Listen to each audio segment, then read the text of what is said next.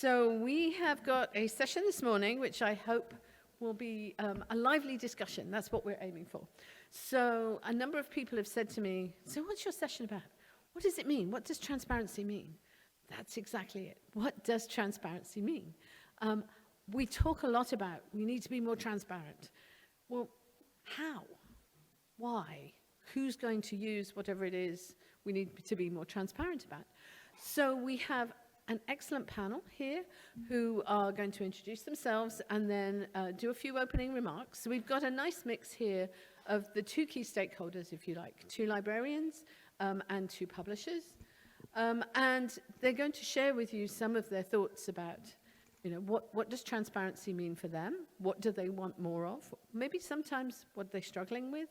And we hope that once we've gone through the opening remarks and perhaps a couple of questions from here, then we will open the floor, and we really want you to get involved in this discussion because I think it's going to be important as we go forward. So without further ado, I would like to ask my panel to introduce themselves and give their opening remarks. Julian, can we start with you? Yeah, thanks, Jayne. So good morning, everyone. My name is Julian Wilson. I'm Sales and Marketing Director for IOPP, so that's IOP Publishing. I've been there about 2 years. So before that, I was at Wiley for about 15 years. So yeah, a while in library sales from a published perspective. So just going to get back to Jayne's question, actually, when I started thinking about transparency and what that meant from my perspective, I think clearly, you know, it's important that we have, that it fosters trust actually in the scholarly communications process. So that is the high level goal, I think, or the importance of transparency. So that's important when we're talking about trust between a publisher and the library, and we'll talk a bit more about how that looks today, I hope. But also, I think what I did want to say is, you know, there's also transparency is vitally important that we have that between, or for the way that research is published by a publisher, disseminated, and also the way it's shared between peers who conduct the research. So then I got thinking, actually, there's probably 4 main areas then that I want to touch on very briefly. So the first is transparency in how we disseminate research. So that would be in our OA journals or our transformative agreements, or in ways that we offer discounts or waivers or opportunities for those that can't afford to publish in those other agreements. So that's a really important piece to start with. And I think the second bit is how we conduct assessment of that research. So transparency in the peer review process is also really important and something that IOPP spends a lot of time trying to improve and make better. The third area is transparency in the way that we assess and measure the outcomes of research. So that would be, you know, in how we calculate our APC prices, or what goes to calculate an APC price, or citations or usage or altmetric scores. So all those ways that we help people understand what the value of the research is and what the process that a publisher adds to that research. So those are the really important pieces. And then I guess the area we'll talk more about today is, you know, the way we interact with our library customers, library partners, as I always like to refer to them. So how transparent do we make the agreements that we negotiate with them? So what's included? How do we calculate the fees? What can you do with the license terms? Is it understood? What can you ask from a publisher's perspective? What can we provide that gives you more information and surety about knowledge of what you're entering into when it comes to an agreement? So that's the area that I really work in much more closely, and I think the area we'll talk about today. And, you know, obviously that's a vitally important piece, but they're all important. But yeah, I'm really, really pleased to be here today and hear some questions and also hear some inputs from the rest of the panel. So thank you. Thank you, Julian. Next up is Scott Taylor from the University of Manchester, just local here. Scott. Yes, thank you. Hello, everybody. I challenge you to a shorter commute or a shorter trip to this conference. It took me about 15 minutes to get in today. Yeah, I work at the University of Manchester in the library. I'm the head of the library's research services, and I'm also the head of the University of Manchester's new Office for Open Research. So through that office, we are exploring the question of transparency across the entire research workflow. So right from the beginning with pre-registration through open source software, open data, open methodology, and then the question of open access and bringing together those different strands. But if we, in terms of sharpening the focus on open access specifically and transformative agreements, we've got sort of 3 live issues in relation to transparency right now. The first relates to our relationship to our parent organization as a library. It's shifting because of these agreements. Our role has traditionally been to handle the collection management and to develop collections and use our budgets for that purpose. And rightly or wrongly, I don't think, there's not been a huge degree of transparency in that activity. Our academic colleagues have been kept to an arm's length sometimes, and that's just the way it's been. But now with these new agreements, we are quickly actually, shifting from purchasing access to purchasing publishing services, and that fundamentally changes our library's relationship and function within the organisation. And over the last few months, I've sat in meetings where there's been a much keener interest by the academic community at Manchester in how we are making our decisions. What are our criteria? How are we deciding whether to take a deal or not? And so we have an incredible duty there to be transparent, to maintain our credibility and trust, but also to mitigate down any risks with that change. The second area of transparency that we're concerned with, and it really relates to the first, in order for us to be transparent with our academic colleagues, we need to have transparency with publishers. So we need to know, ultimately, are publishers sharing our vision for a move away from a subscription-based world? Is this the case? And there's a spectrum. Some publishers are very open about their long-term vision. Others, it's more of a guessing game about where the direction is. And then the third area really relates to what are we getting for what are we buying? Sometimes it's one flat fee with a read and publish deal. There's all manner of exotic permutations there, and some fees are fully published, some are mostly read, and anywhere in between. And so it's sometimes difficult with the VAT. The VAT issue does obfuscate things and makes it more complicated. But we don't really always have transparency around what it is we're buying with these big deals. Those are the 3 live issues. But yeah, delighted to be part of this panel and to explore some of those in more detail. Thank you very much. So now over to Claire Moulton from Company of Biologists. Okay, welcome everybody. So I'm the publisher at the Company of Biologists, so I am usually thinking about editorial, marketing, all sorts of aspects of publishing. And things have really changed for me over the past few years. So I'm going to open with some of my thoughts on my personal experience in terms of relationships, transparent metrics, and helping others in this area around transparency for open access and transformative agreements.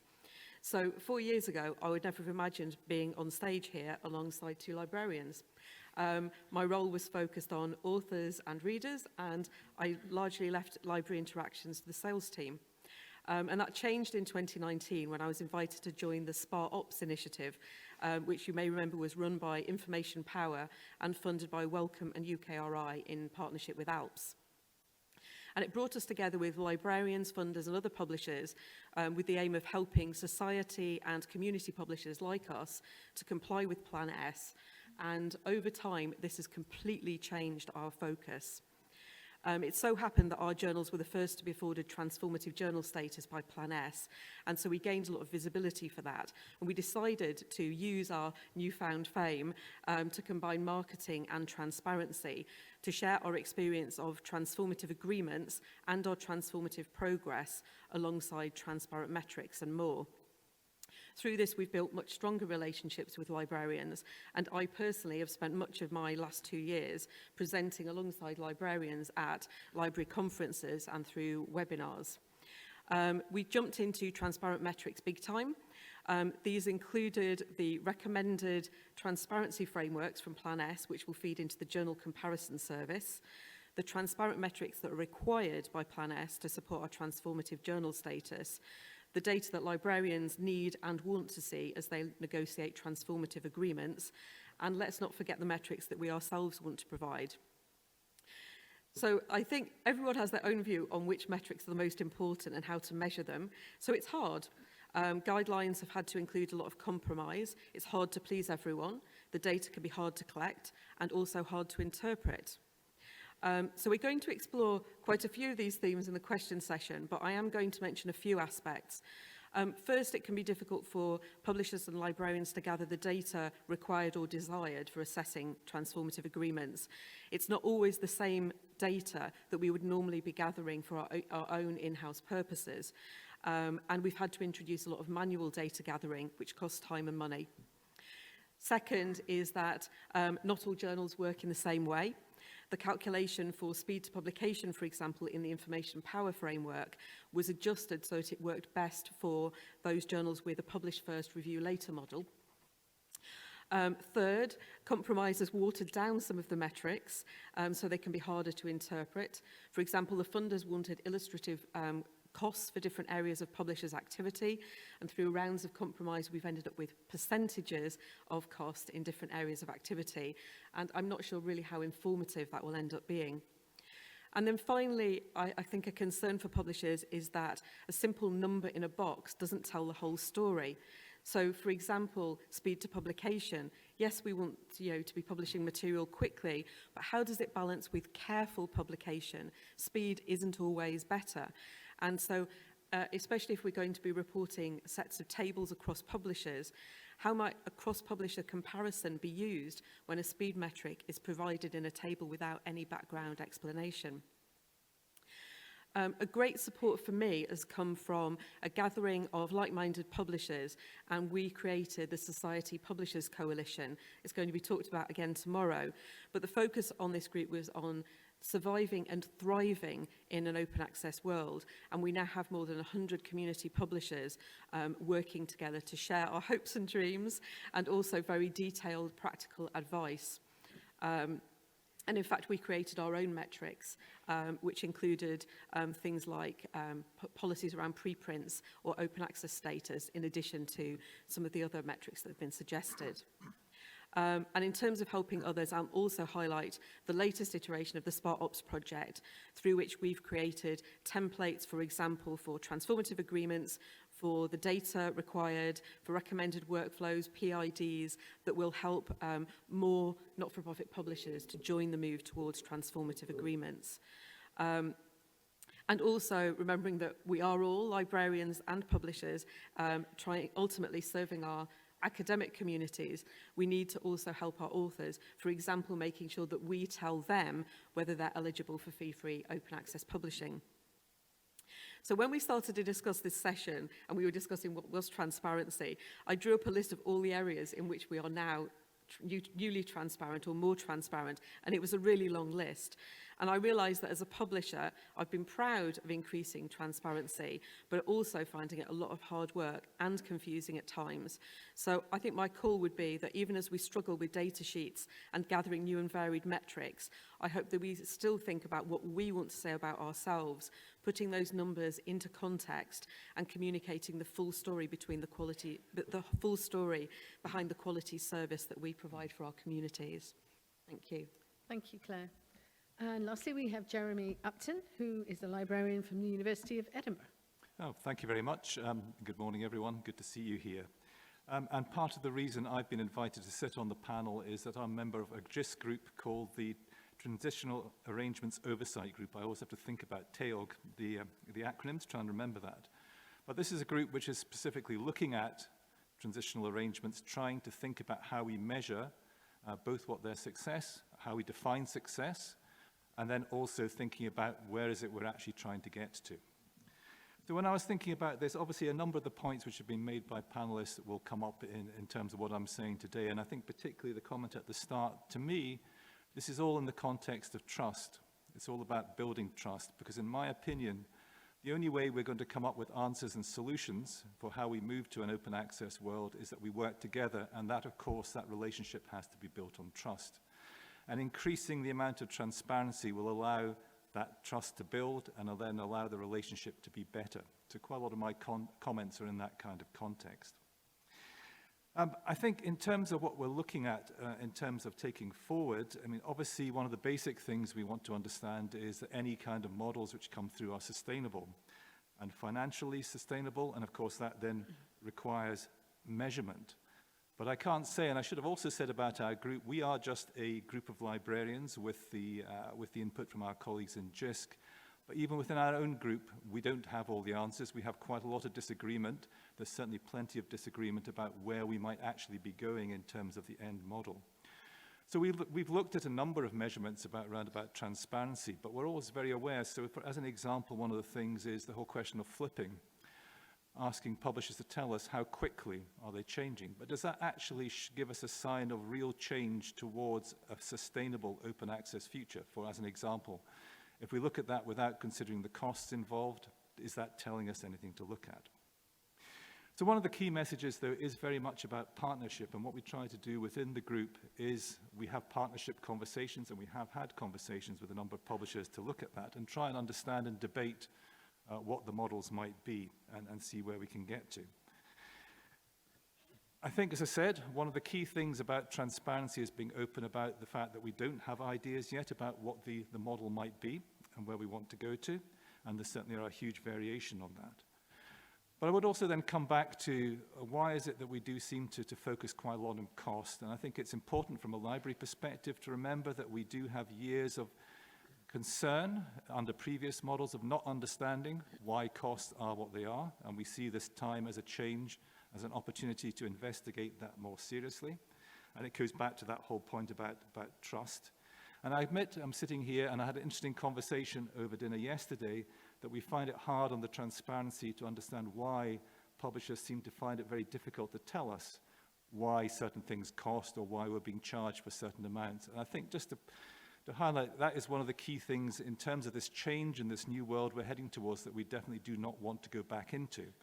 So just saying from a library perspective, that's why it's hugely important to us. And also there is in this context, of course, that we have a history where, and I'm just having conversations in my own institution, of still this even with the new APC type approach, where we see we have a cost, but there are still other costs which are floating there for other types of activity. So there's still many things which are contributing to uncertainty, and that's absolutely a world where we don't want to get to. And to me, the transparency is in the context of us trying to move towards a service model and being clearer. And I always go back when I'm thinking about this to other places where we do business with other suppliers and how we do seem to be able in other business areas to get greater transparency about why we're being charged, what we're being charged for, and to achieve that. One of the wider topics, though, is around about the bigger picture. Obviously, a lot of the work we do here is a UK context, but I want to be very clear that we don't just see this as a change for the UK, and we want to understand, and I know it's been referenced earlier on in the conference, we want to make sure we end up with models which are globally sustainable. That's everything from supporting change across the world, but also supporting authors from areas of the world which may not have the finance to support some of the changes in the way that we do. And that is why we, in our UK negotiations, ask for transparency about what is a publisher's global vision. How can we get to that global position? And that's not something we ask in a trivial way, and that's hugely important to us to understand why that's going. Because ultimately, also, we know that it can't just be delivered in the UK without knowing there's going to be worldwide change. So I think my final comment, though, is just to pick up on, it is about the piece which has been mentioned by colleagues around about vision. And one of the critical things, I said at the start, none of us have all the answers here, but we want to be sure that we're working with partners who have a clear vision themselves so that we can have a clear conversation with them, not necessarily agreeing on everything, but at least feel we're working with people who have a true commitment, ultimately, to the vision of an open access world. And we've had some success in doing that, but sometimes that conversation doesn't take place. So I think that would be my kind of main thing I would highlight, that we really do want to understand that if we are all sitting here committed to moving towards open access, what is your view on this? How do you believe we're going to get there so we can start a conversation? Thank you. Thank you, Jeremy. I think that's a great sort of segue into the first question that I was going to put to the two publishers on the panel. And that's, what can we as publishers do to make our agreements more transparent? Are there particular KPIs that we should be pursuing? But I think particularly talking to both Jeremy's and Scott's comments, is there more we can talk about that big picture to help explain what we each individually do? Claire, do you want to start? Yeah, so I think that signing up to transformative agreements has two parts. I think one, they do actually need to be easy for libraries to sign up to, and also you want to work towards transparency, and those two things don't always match. So we've gone for largely two approaches. One, where our transformative agreement is a fairly simple addendum to the existing contract for existing subscribers, so that those librarians who already know they want that sort of arrangement can easily sign up without it taking a lot of time and effort. And I think as a small publisher, that's really important, because librarians don't have the time to be doing protracted negotiations with lots and lots and lots of small publishers. But we then go through to the other end of the spectrum, particularly when we're talking to consortia. We will actually go into a lot of detail and negotiate variations on an agreement that caters to what they want to achieve through the agreement.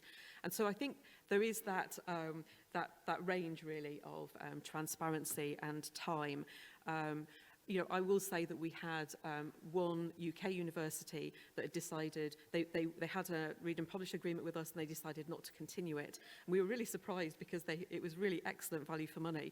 And when we sat down and talked to them, it was very quickly agreed that it would continue, and that just there'd been some, fairly trivial misunderstandings.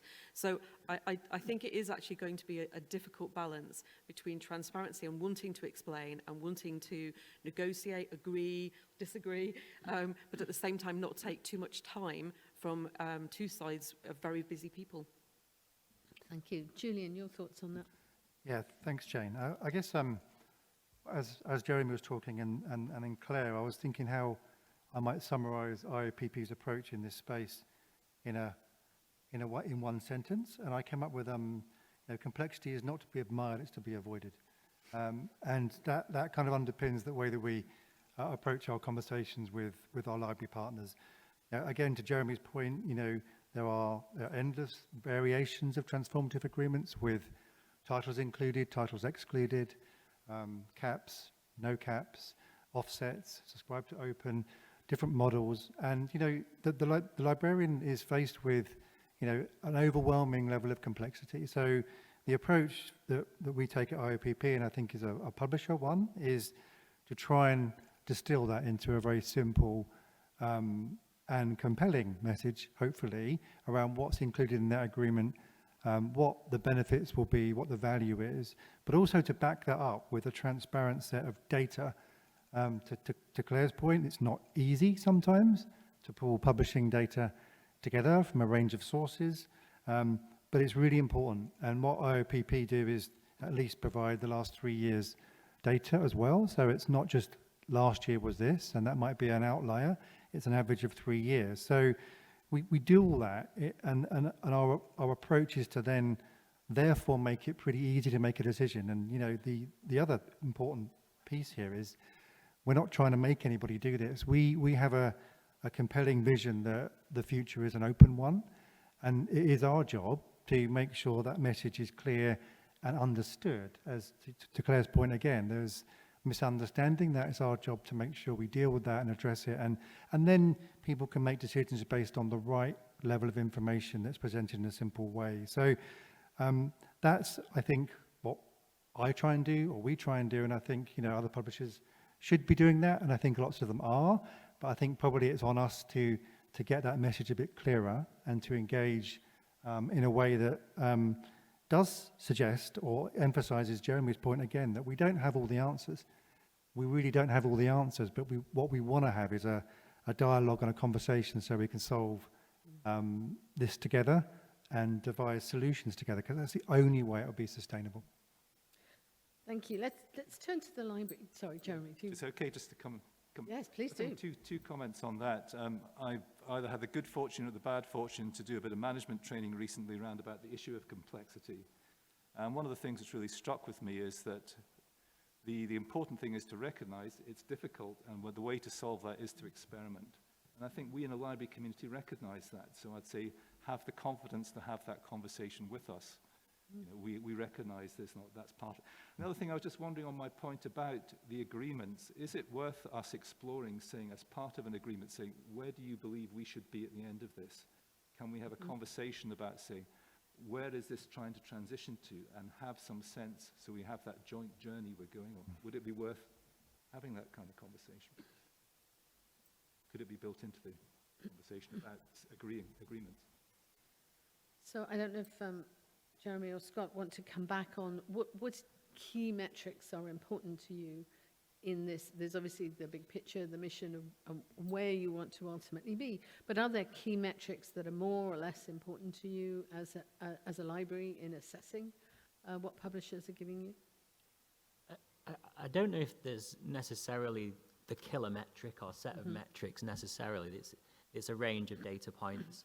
This is almost always when we're looking at a deal, it's a prospective look forward, really, based on past data points. You know, we don't really know the research profile of the university for the next 12, 24, 36 months. Where are people going to publish?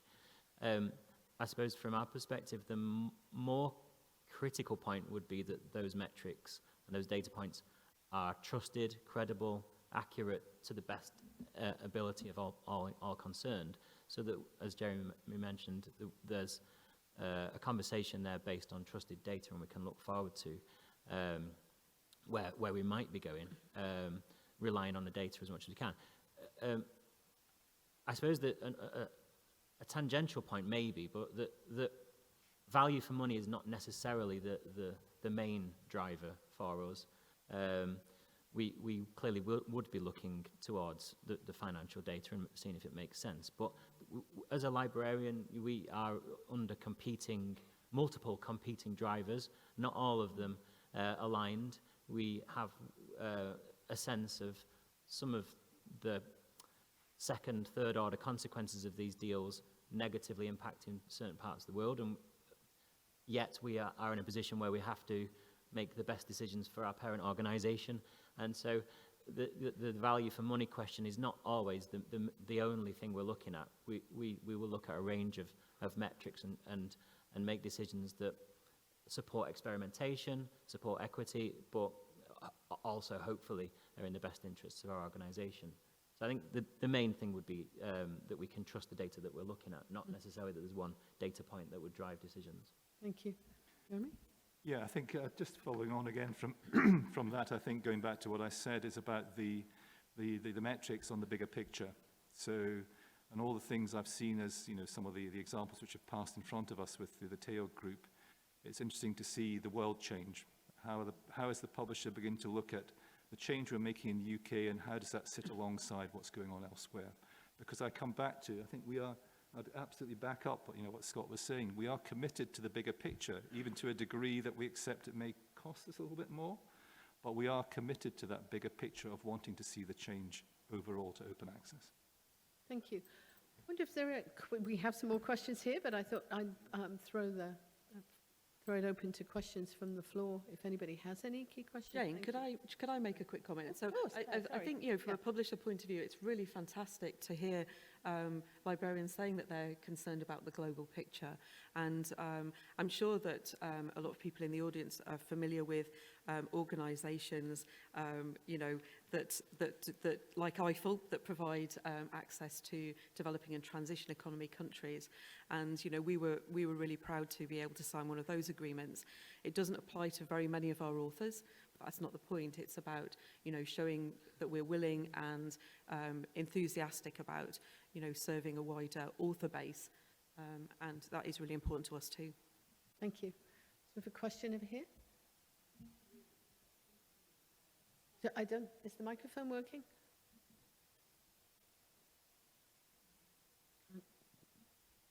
Could you try again? Hello. Oh, Hello. that's better. Yep. Really interesting discussion. Thank you. Hindawi was actually also involved in that price transparency pilot, and that raises huge issues around what you give to librarians and what you make transparent, not just in terms of cost, but in terms of the services that are under the hood. I know from personal experience that bringing that data together is incredibly hard, and it was hard for Hindawi, and we have fairly streamlined systems. For big publishers, it's almost impossible because of the multiple dependencies, the lack of data on these metrics. The question I really wanted to focus on was, though, is that what this exercise about transparency has done for publishers, I think, is expose the awful state of data and standards within the industry, and the very fact that publishers cannot produce this data is a symptom of those lack of standards and lack of transparency. And so even within some of the metrics that Plan S talked about, time to first decision, there is no agreement on what first decision is among publishers. It actually varies, or what acceptance actually means, or even production, or the time of submission, let alone the various types of peer review and editorial structures.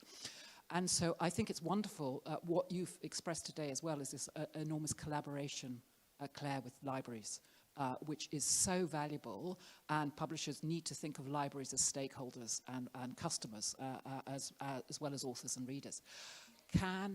Is there a way in which the publishers, perhaps with libraries and others, can get together to actually create some norms so it's easier for not just libraries but anyone to compare the services?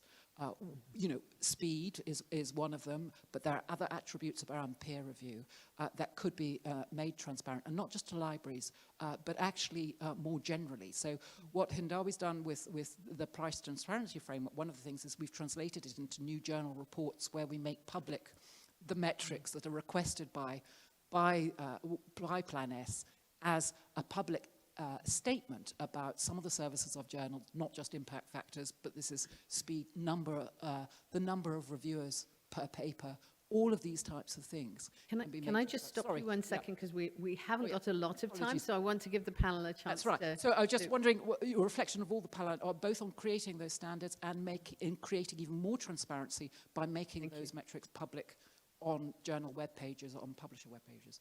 I think there has been quite a bit of effort put into trying to create standards. I think the question is, are publishers doing a very good job at actually completing all these forms? And I don't know, Claire or Julian, do you want to take that one? Yeah, Katrina's right that, we tried to produce some compromise figures. What I would say is I think there was some politics behind the final decisions in the templates, and therefore they weren't actually what I think that all of the group would have agreed on as a compromise. So certainly when we started producing the figures, and way ahead of being required to, we started putting them on our website, and certainly our authors said, these aren't the numbers that we want to see. And so that's why, so actually the Society Publishers Coalition put together a set of vital statistics, which it was working across more than 100 publishers, HSS, STM, and lots of different models, and trying to come up with some metrics that we were actually focusing on authors, but the things that we thought that an author might want to see is what is the service that we're offering to them. And so I think that, yes, there's definitely a willingness to do that, to come together and to try and agree standards. I think it's just whether people use them. So similarly, the activity of putting together the sample templates for rollouts so that to allow more smaller publishers to take them up. I don't know whether those are being used or not. We put a huge amount of work into them. We did a survey of librarians to help us, hone in on which items were the most important in data for negotiations. But what will be most interesting will be to see how many publishers have actually used them. Julian, any thoughts on that? Yeah, just in the interest of time, we'll just keep it quite brief, but I just want to agree with the point that was made from the floor. I think, you know, an important piece for me is that, you know, the data is, and the standards are kind of varied, and it's difficult for publishers, and sometimes if we're presenting that, then the library can suspect that we're not being transparent, or we're somehow holding data back. But I think an appreciation of just how difficult this space is quite important. So, for example, the OSTP memo that came out last week or the week before, you know, US customers are coming to us and asking for, can you tell us how much of our research or our output with IOPP is federally funded? And then you're relying on quite a lot of declarations from authors to give an accurate figure. So your first response is, it's going to be rough, but we can have a look for you. We're in the same position of trying to get that accurate, but you know, it's quite difficult, and it's not because often, or in every case, because we are holding that information back. So it's a challenge that I think we're all facing as we're saying here on the panel. Thank you. Any other questions from the floor? There's one. Oh, I'm there. Yeah, my name is Florian and I'm from MDPI. It's interesting that we're having this conversation about transformative agreements, but I wonder what's next? What's after the transformative agreements? They've been here for a while now. What we are seeing as an open access publisher, and I know that many societies see the same thing, is that they also create a huge unbalance in the market, and they favor traditional publishers. So my question for the panel is simply, what do you think is next after these transformative agreements, and when should we, as an industry, look forward to see them done?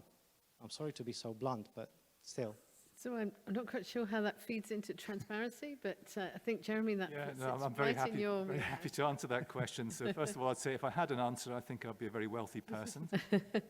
What I would say, it may not help, what I'd say is that we have looked at this within the group, and the position is that I think we think there is, some of us think there is potential in terms of where the existing transformative agreements are going, but there's also quite a strong feeling that actually this just fundamentally might not be the right way to deliver an open access world, the publishing infrastructure, which is going to support that bigger picture of an open scholarship and open science. So as I said, I'm not really in a position to answer that, but just to be very honest about, even in the library world, we're having quite a lot of debate. We haven't got to a position yet, but a recognition and a slight discomfort, as you highlighted, that some of the existing deals perhaps aren't taking us in the direction that we want to go. Thank you. I have a chance for one last quick question to the panel.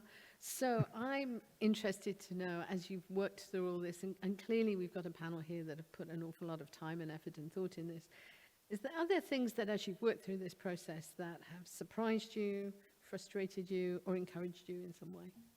So, who would like to start? I'll say briefly, yes, lots of those. I think the one I'm going to pick out, actually, just because the OSTP came up, is that US librarians were very keen to move forward with transformative agreements before that memorandum. If it encourages more to take part, that would be fantastic. But, you know, I think... And the other thing is, I think that I've absolutely loved interviewing authors who are absolutely delighted by these agreements, you know, not having to pay a fee. It wasn't, you know, often they said there was a department pot, you know, to pay for APCs. We're not sure where it is, how to apply. There was a rumour that it's run out, and it's just much easier if you say to us, you don't need to pay. And so they really have loved it. So that's the thing I've loved the most about the process. Anybody else? Scott? I think I've been most, I don't know if surprised is the right word, but heartened, I suppose, by the cooperative spirit in which this has been approached. Jeremy's group, universities working together from the senior leadership team through to libraries, and working at that national level in a spirit of cooperation to achieve shared aims in this area. And also, in a more parochial sense, the way that within our libraries, this is a kind of glimpse into library world, but how the different parts of the library have been working together more seamlessly. The guys that always dealt with subscriptions are over there, and the guys that dealt with open access are over there. and sometimes didn't really work very closely together. But now we're in the same groups. We work together as a kind of virtual team, and that's been really a really nice outcome of this project. Thank you. Jeremy? Yeah, just if I start with the positive, I was going to say exactly the same, that when we get down to talk, when we find people from the publishing side, other sectors who want to talk, we have really good conversations, and we get to the point where we can build up that trust, and we can be honest about things that we don't know about, and that can help us make progress. I've seen and been involved in those kind of conversations. The frustration remains that I've also been in conversations where I'll be speaking to somebody who says, yes, we're taking forward open access, and then we ask them, okay, so what's your vision about this? And they can't express it. They can't actually tell us what their commitment is and how they believe open access is going to be delivered. Thank you. Julian, last word? I think for me, the evidence of how collaborative we can be.